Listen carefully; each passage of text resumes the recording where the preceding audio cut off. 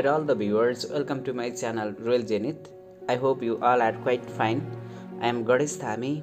Today I am back with the next video of the story Devil Deer, written by an American writer Rudolf Anaya. This story is related to ecological concern. In this video, I will summarize this story and solve the important question answers and give important multiple choice questions at last. Before that, if you have not subscribed to my channel yet, please subscribe it and share the video among your friends or students to whom it may be useful and worth watching.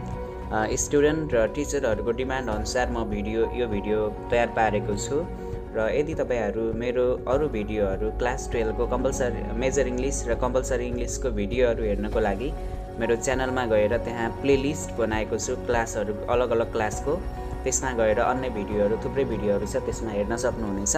Rudolf Anaya was an American writer, novelist and educator. उनी अमेरिकी लेखक, उपन्यासकार र एउटा शिक्षाविद हुन् र उनले पाएका अवार्डहरुमा नेशनल मेडल अफ आर्ट्स 2002 मा, नेशनल ह्युम्यानिटिज मेडल 2016 मा बराक ओबामाले अवार्ड दिनुभएको थियो यो बेलामा र उनको नोटेबल वर्क्स भनेको Bless me, Ultima, heart of Aztlan, Tortuga, the legend of La Llorona, सिकास पटास, a Chicano in China, Albuquerque, Randy Lopez goes home, the old man's love story.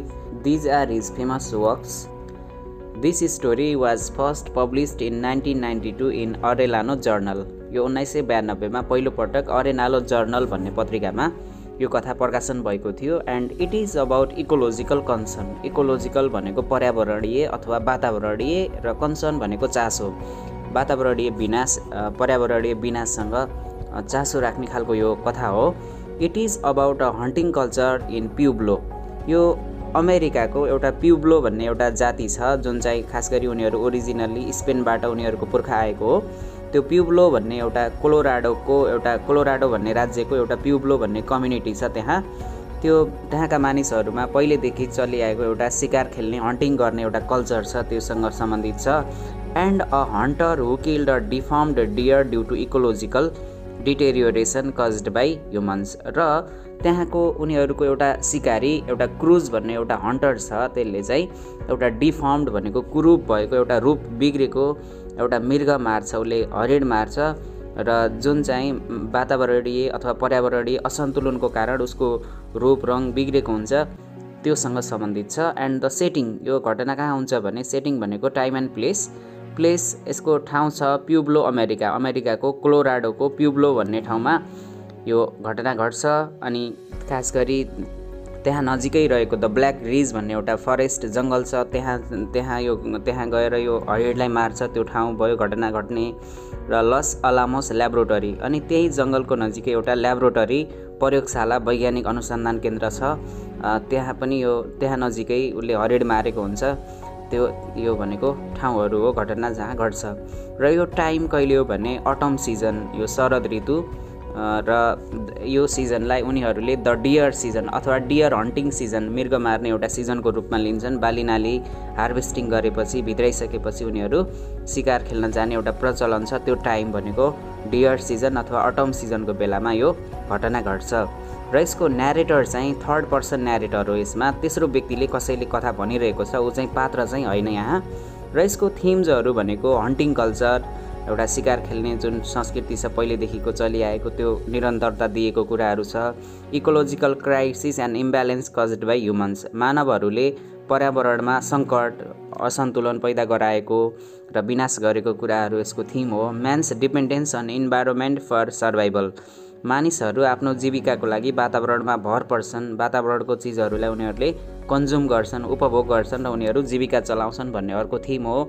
र अर्को यसको मोस्ट इम्पोर्टेन्ट थिम भनेको nature as a subject versus nature as an object. Nature as a subject भन्यो भने यदि हामीले वातावरणलाई पनि यो एउटा छुट्टै जीवन हो, यसको पनि एउटा आत्मा छ, यसलाई हामीले जोगाउनुपर्छ, प्रोटेक्सन गर्नुपर्छ भन्ने हो भने त्यसलाई सब्जेक्ट भनिन्छ. भने नेचर एज अ अब्जेक्ट भनेको नेचरलाई वस्तुको रूपमा हामी प्रयोग गर्छौँ र त्यसलाई एक्सप्लोइट गर्छौँ, शोषण गर्छौँ, त्यसको युज गर्छौँ, त्यसलाई विनाश गर्ने काम गर्छौँ. यसमा चाहिँ धेरै जसो चाहिँ नेचरलाई अब्जेक्टको रूपमा लिएको छ। अब यो स्टोरीको क्यारेक्टरहरू, यसको मेन क्यारेक्टर अथवा सेन्ट्रल क्यारेक्टर प्रोटागोनिस्ट भनेको क्रुज हो।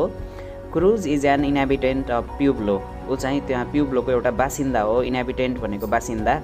यङ एन्ड इनर्जेटिक हन्टर, ऊ एउटा लक्का जवान एउटा सिकारी हो। Who goes for hunting deer and kills a physically deformed deer due to the radiation from the laboratory established near the forest. र उसले एउटा मृगलाई, हरिणलाई मार्छ, भाले मृगलाई, र ऊ चाहिँ एकदमै कुरूप भएको छ, हेर्दा भूत जस्तै छ। गाउँलेहरूले त्यसलाई डेभिल भनेर भन्छन्, तर खासमा त्यो मृग चाहिँ, त्यो हरिण चाहिँ त्यो जङ्गलको नजिकै स्थापना गरिएको जुन अनुसन्धान केन्द्र ल्याबोरेटरी छ त्यहाँको हानिकारक विकिरणहरू त्यसको कारणले गर्दा त्यसको रूप बिग्रेको हुन्छ। र अर्को क्यारेक्टर यसको भनेको जो हो, जो चाहिँ माइनर क्यारेक्टर हो, जो क्रुजको फ्रेन्ड हो, अ फेलो हन्टर। ऊ पनि एउटा खासमा सिकारी हो, उसँगै जाने प्लान छ उसको पनि। But Joe couldn't go for hunting with Cruz according to their pre plan due to leg injury. जोले पनि क्रुजसँगै शिकार खेल्न जाने उसको प्लान थियो त्यो डियर सिजनमा, तर उसको खुट्टा भाँचियो, त्यसैले गर्दा ऊ जान सकेन। र यसको अरू माइनर क्यारेक्टर भनेको त्यो प्युब्लोको अरू गाउँलेहरू हुन्, उनीहरू माइनर हो, खासै धेरै रोल छैन। And now I am going to summarise this story. The story takes place in the autumn season, which is called the deer season or deer hunting season in Pueblo. अमेरिकाको Colorado राज्यको प्युब्लोमा यो dear season, उनीहरूको autumn सिजनमा सुरुवात हुन्छ। Dear season भनेको मृगहरूलाई, हरिणहरूलाई मार्ने, शिकार खेल्न जाने एउटा सिजन हो। त्यो समयमा यो घटना घट्छ। The hunting culture started there since immemorial time.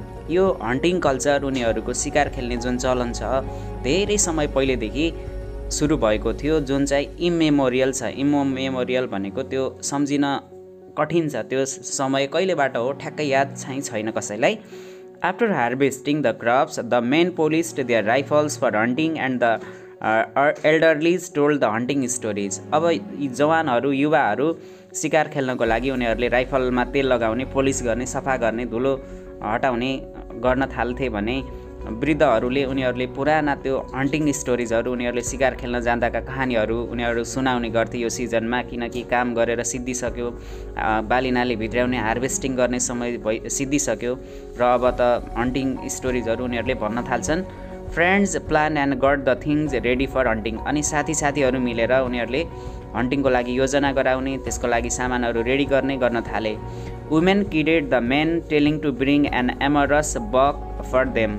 र महिलाहरूले त्यो सिकारी केटाहरूलाई उनीहरूले जिस्काउँथे कि हामीहरूलाई एउटा एकदमै एमरस भनेको सेक्सुअल पावर, रिप्रोडक्टिभ पावर धेरै भएको, हरिणलाई धेरै गर्भवती बनाएको त्यस्तो खालको हरिणलाई देऊ है भनेर उनीहरूले किडेड गर्थे, जिस्काउँथे। The number of the deer was growing scarcer year by year since there were many hunters. र हरेक साल मृगहरूको सङ्ख्या चाहिँ घटिरहेको थियो, किनकि सिकारीहरूको सङ्ख्या बढिरहेको थियो।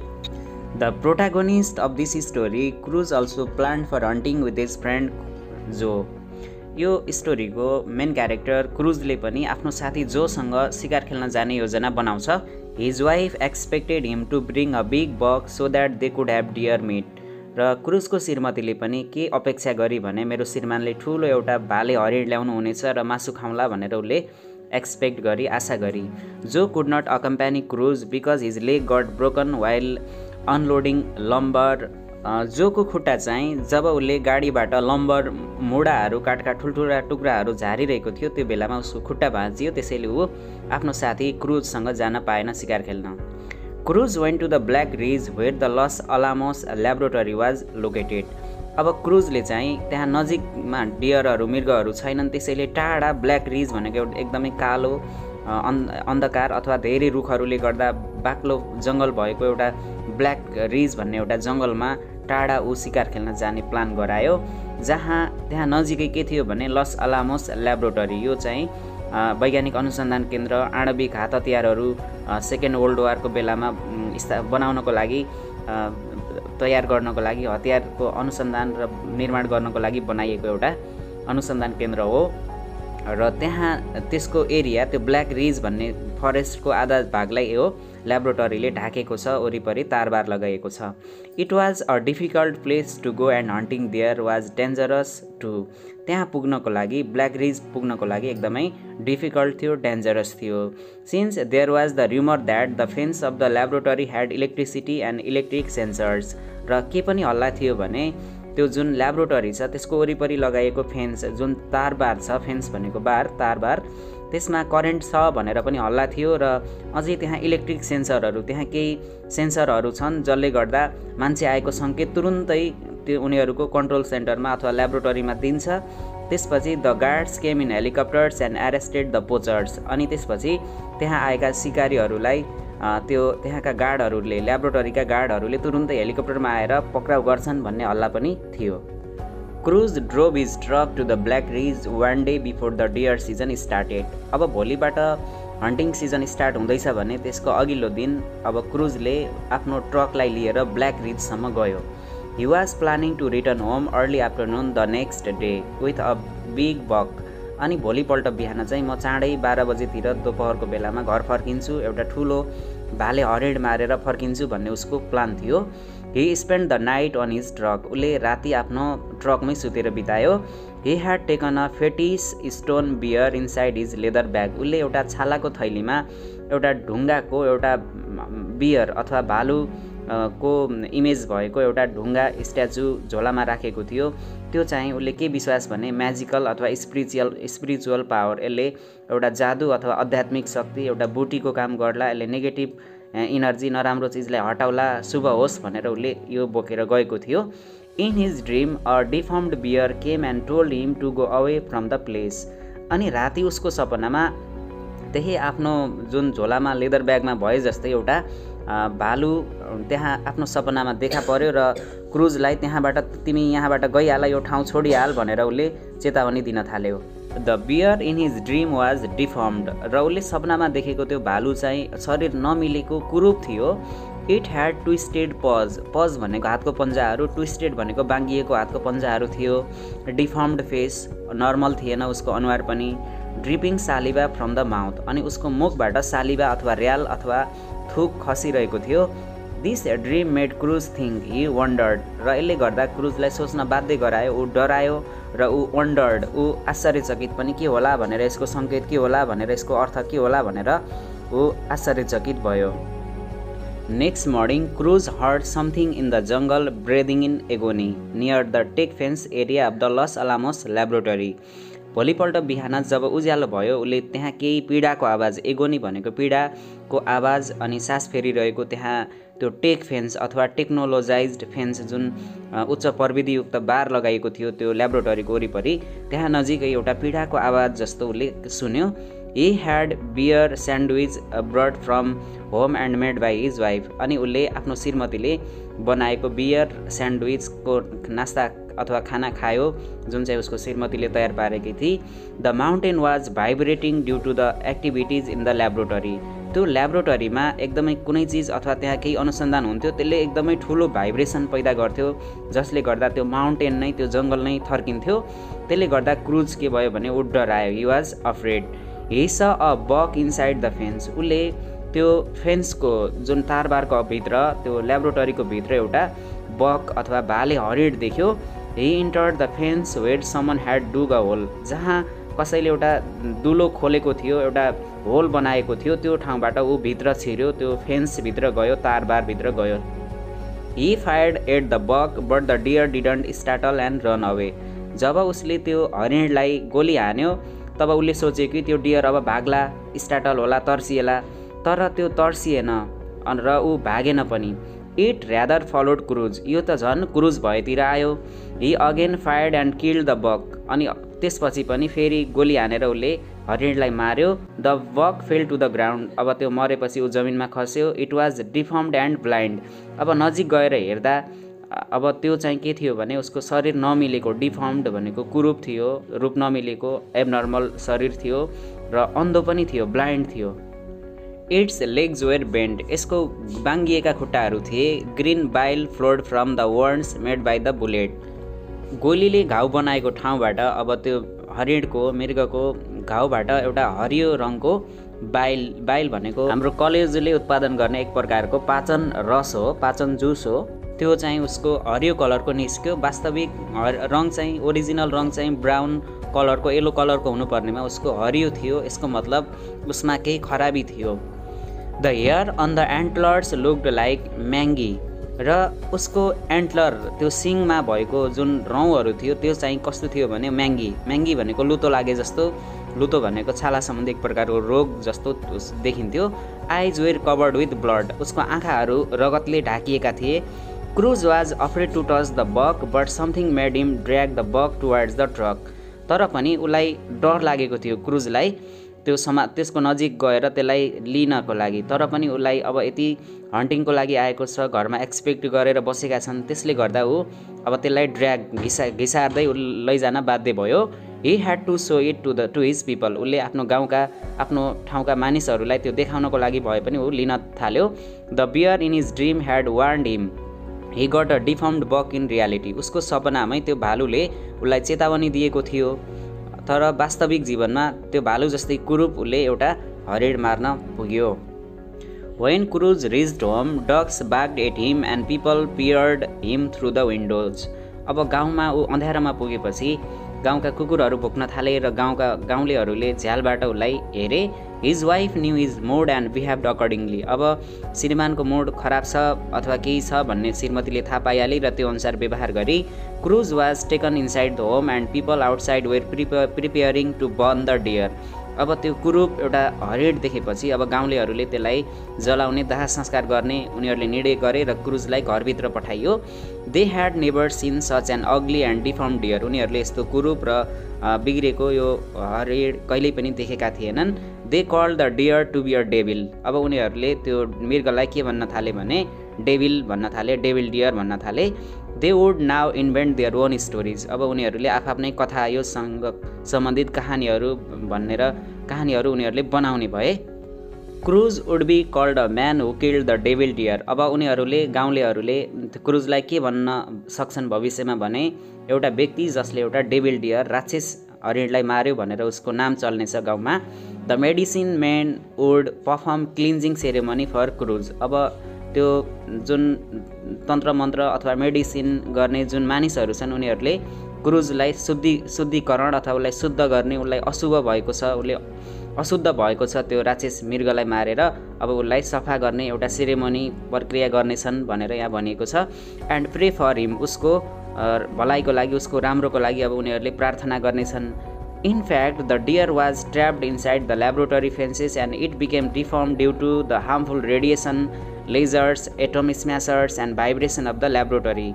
वास्तवमा उनीहरूले गाउँलेहरूले त डियरलाई डेभिल भने पनि तर वास्तवमा त्यो हरिण त्यस्तो हुनुमा के कारण थियो भने हार्मफुल रेडिएसन भनेको विकिरण, त्यो ल्याबोरेटरीबाट आउने हानिकारक विकिरण, लेजर भनेको त्यहाँबाट आउने लाइटहरू र एटम स्म्यासर त्यहाँ अणुहरूलाई टुक्रा टुक्रा पार्ने अथवा पिस बनाउने, एटम भनेको अणु, स्म्यासर भनेको टुक्रा बनाउने विभिन्न त्यो औजारहरू मेसिनहरू चल्थे। अनि त्यसको भाइब्रेसन जुन कम्पन उत्पन्न हुन्थ्यो त्यो पुरै माउन्टेन हल्लिने खालको गरेर उनीहरूको ल्याबोरेटरीबाट, त्यसले गर्दा वास्तवमा त्यो हरिण त्यस्तो हुन पुगेको थियो। तर मानिसहरूले चाहिँ आफ्नै स्टोरी के गर्नेछन् भने बनाउनेछन्, उनीहरूले भन्नेछन् र डियरलाई डेभिल भन्नेछन्। वास्तवमा त्यसलाई डेभिल बनाउने मुख्य डेभिल त को हो भने मान्छे नै डेभिल हो वास्तवमा। र इन्भाइरोमेन्ट र इकोलोजीलाई मान्छेहरूले पर्यावरणमा असन्तुलन पैदा गरेका छन् भन्ने कुरा यसले भन्न खोजेको हो यो स्टोरीले। Now it's important question answers. Question number 1. Describe the setting of the story. The setting refers to the time and place where the events of the story take place. घटना जहाँ घट्छ त्यो समय र स्थानलाई सेटिङ भनिन्छ। This story takes place in the autumn season which is called the deer season or deer hunting season in Pueblo, America. It is the time when the harvesting is over. The story takes place in Pueblo, the Black Ridge and inside the fence of the Los Alamos laboratory. यो चाहिँ setting हो। Question number 2. What is the theme of the story? This story deals with various themes such as hunting culture of the Pueblo people, ecological crisis, imbalance caused by humans, and man's dependence on environment for survival, and nature as a subject versus nature as an object, यो चाहिँ यसको main थिमहरू हो। यसमा hunting कल्चरको बारेमा पनि देखाउन खोजिएको छ, उनीहरूको पहिल्यैदेखि चलिआएको परम्परा।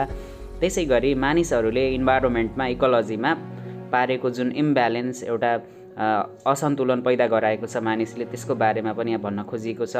र मान्छेको डिपेन्डेन्स, उनीहरूको निर्भरता वातावरणमाथि र आफ्नो जीविकाको लागि उनीहरूले वातावरणमा निर्भर हुन्छन् भन्ने कुरा यसको थिम हो।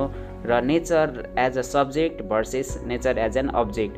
नेचर एज एन अब्जेक्ट भनेको एउटा वस्तुको रूपमा र सब्जेक्ट भनेको नेचर भनेको आफैमा एउटा लाइफ हो, यसलाई पनि प्रोटेक्ट गर्नुपर्छ भन्ने भावना यहाँ मानिसमा खासै पाइँदैन।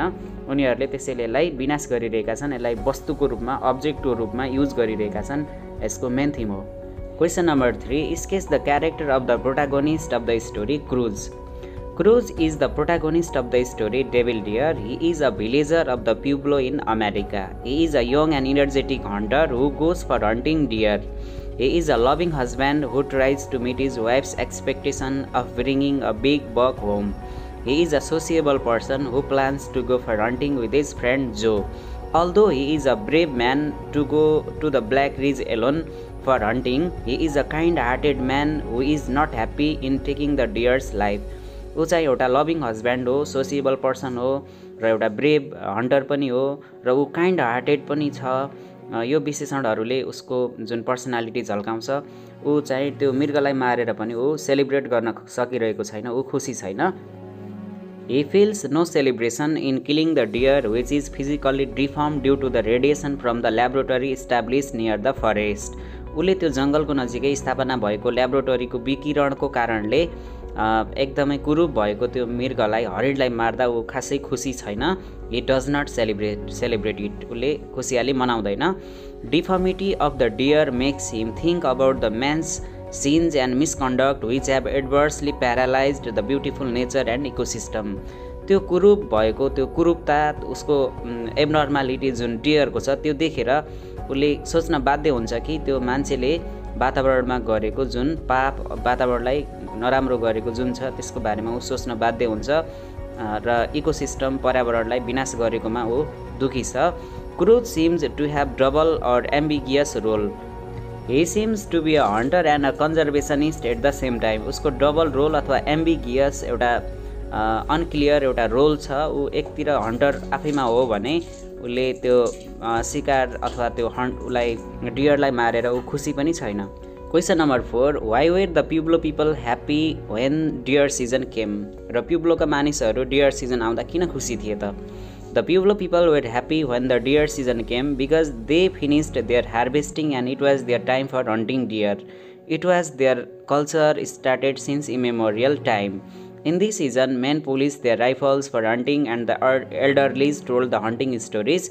Friends planned and got the things ready for hunting. Women kidded the men, telling to bring an amorous buck for them. It was the time for merriment. यो समय भनेको उनीहरूको मेरिमेन्टको, रमाइलोको समय हो। हन्टिङ गर्ने अनि वृद्धहरूले हन्टिङ स्टोरिजहरू बताउने, रमाइलो गर्ने, मृगको मासु खाने एउटा समय भएको हुनाले यो रमाइलो समय हो। उनीहरू खुसी हुन्थे यो सिजनमा। Question number 5, who were Cruz and Joe, where were they planning to go and why. Cruz and Joe were friends and inhabitant of the प्युब्लो.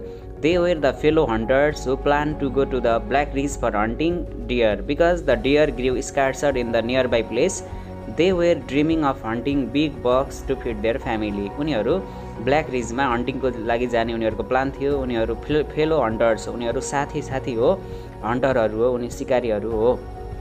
Question number 6, why was it difficult to hunt near the fence. त्यो ल्याबोरेटरीको फेन्स तार नजिकै hunting गर्न किन कठिन थियो?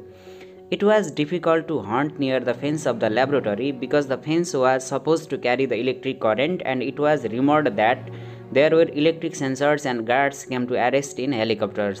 यो दुईटा कारणहरू, एउटा त के हल्ला थियो भने त्यो फेन्सको तारको त्यसमा चाहिँ विद्युतीय प्रवाह अथवा करेन्ट थियो र अर्को चाहिँ त्यहाँ इलेक्ट्रिक सेन्सरहरू थिए जसले त्यहाँ कोही मान्छे आएको, प्रवेश गरेको, हन्टर आएको सङ्केत कन्ट्रोल रुममा, ल्याबोरेटरीमा दिन्थ्यो, जसले गर्दा हेलिकप्टरमा पक्राउ गर्न त्यहाँका गार्डहरू आउँथे भन्ने हल्ला थियो।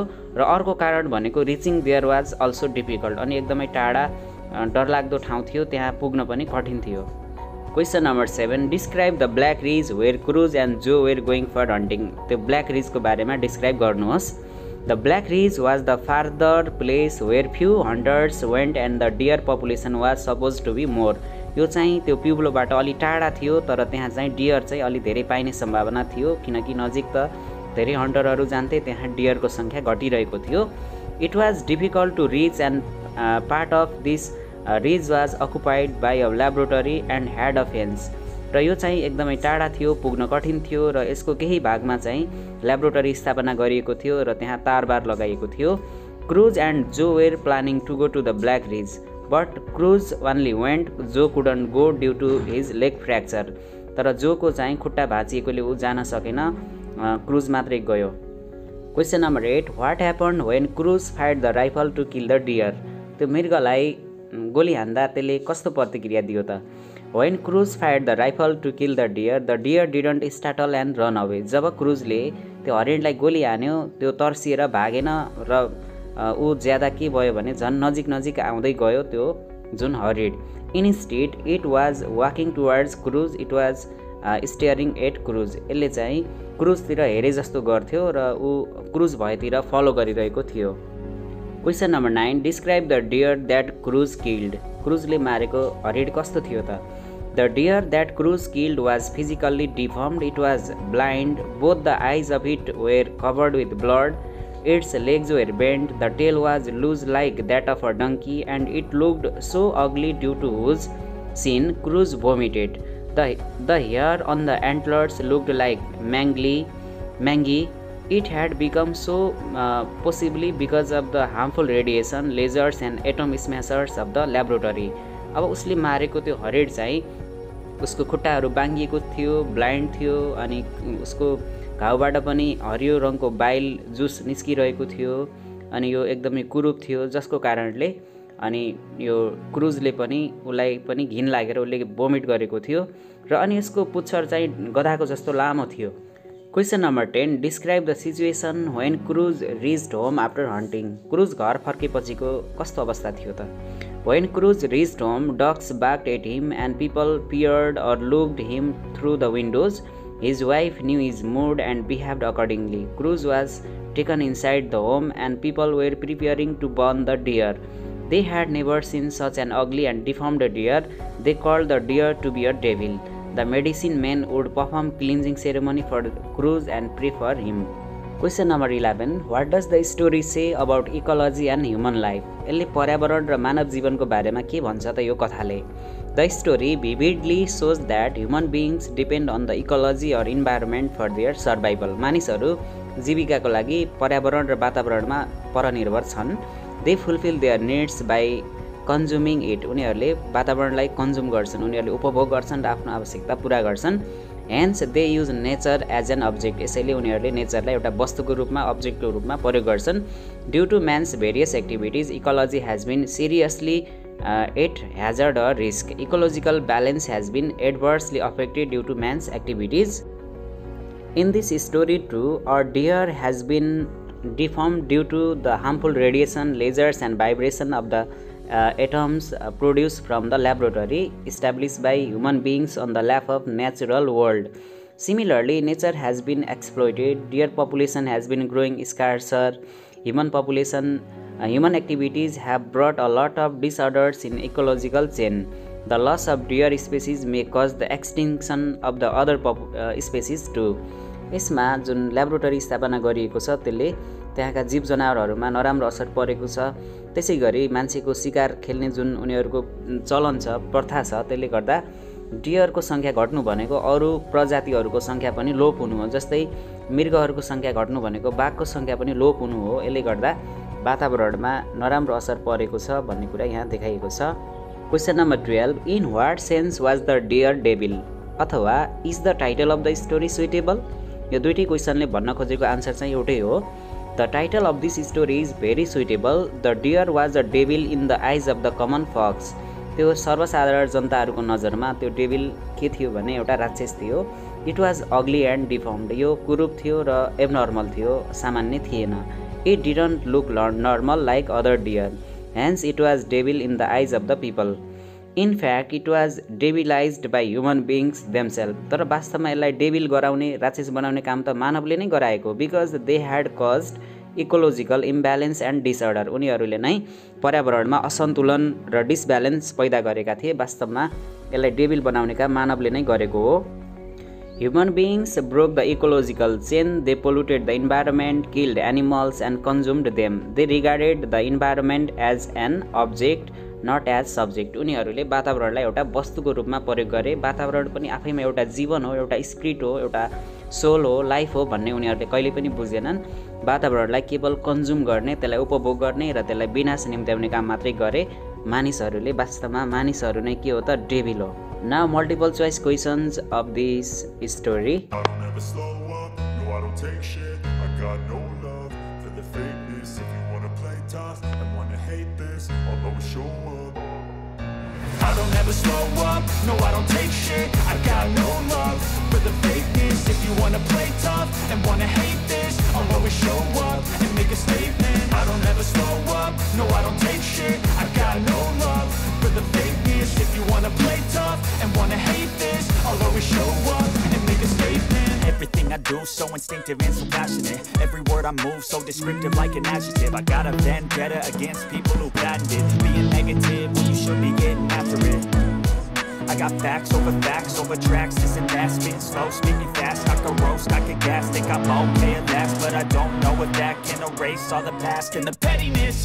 A reflection of the emptiness, hilarious. You think you're worth my time, you're delirious, mysterious, because you are behind a fake exterior, inferior. You know I'll always be a bit superior. Get off of me, this ain't no humble brag. I want you to hear words you can say in the back. I want you to feel free from the chains at last, and to believe in what you got, it was built to last, yeah.